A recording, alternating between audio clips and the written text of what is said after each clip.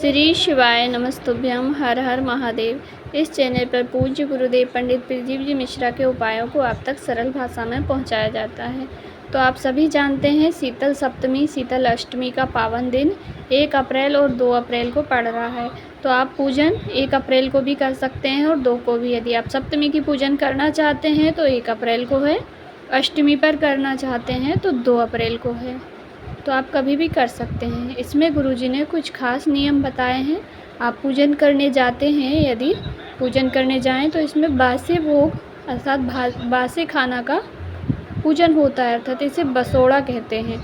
रात्रि में ही खाना बनाकर रख लिया जाता है। जो भी मीठी वस्तुएं, ठंडी वस्तुएं जो भी बनाई जाती है, आपके घर में हलवा बनाया जाए या पुआ बनाया जाए, जो भी आपके घर में सामग्री बनती है, कुछ भी बना करके रख लीजिए।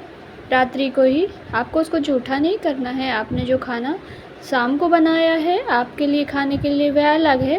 पूजन के लिए आप अलग से कुछ वस्तु बनाकर रखिए। जो भी आप बनाकर रखना चाहते हैं रात को ही बनाकर रख दीजिए। उसके बाद सुबह 4 बजे के बाद शीतला माता को बसोड़ा चढ़ाया जाता है, उनकी पूजन की जाती है।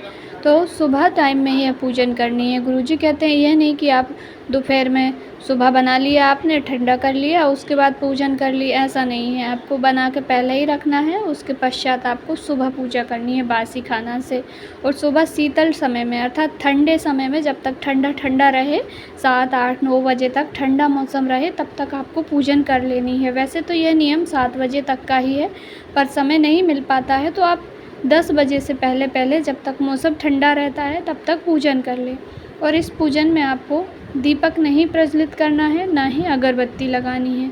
यदि आप चाहें तो ठंडा दीपक रख के आ सकते हैं, पर इसकी भी कोई आवश्यकता नहीं है।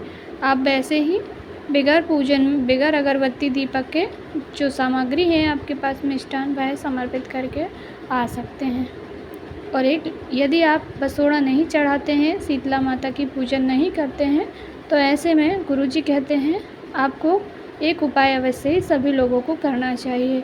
1 लोटा शुद्ध जल लें, अपने मटके का, घर का शीतल ठंडा जल लें और उसमें कुछ पुष्प, जो भी आपको पुष्प मिल जाते हैं, किसी भी प्रकार के पुष्प उस जल के अंदर डाल के उसको शीतला माता के मंदिर में जाकर समर्पित करें।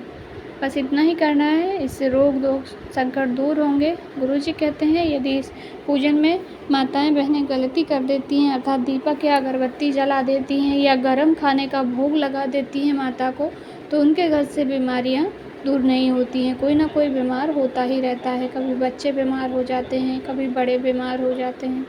तो आप इस पूजन में एक चीज़ अवश्य ही ध्यान रखें कि दीपक कभी भी ना जलाएँ, क्योंकि हम आदत होती है कि प्रत्येक पूजन में सबसे पहले दीपक ही प्रज्वलित करते हैं।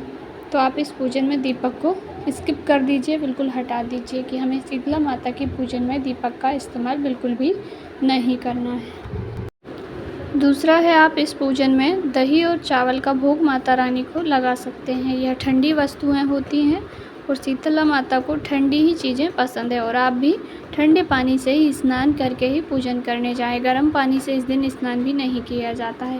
प्रत्येक वस्तु आपको ध्यान रखना है ठंडी ही हो, गर्म कुछ भी नहीं चाहिए। और हो सके तो जो चने की दाल होती है, चने की दाल को भी आपको रात का ही भिगो कर रखना है। जल से भिगो कर रख दीजिए, जब वह फूल जाएगी उसके बाद भीगी हुई दाल और गुड़ से आपको शीतला माता को भोग लगाना है। यह भी ठंडी वस्तुएं होती हैं। तो आप इस प्रकार से माता की पूजन करें, गलती ना करें। आपको पुण्य की प्राप्ति होगी और घर में बीमारियां दरिद्रता दूर होगी। जानकारी अच्छी लगी हो तो लाइक ज़रूर करें। चैनल पर नए हैं तो सब्सक्राइब करें। कमेंट बॉक्स में जय शीतला माता, श्री शिवाय नमस्तुभ्यम अवश्य ही टाइप करें। श्री शिवाय नमस्तुभ्यम।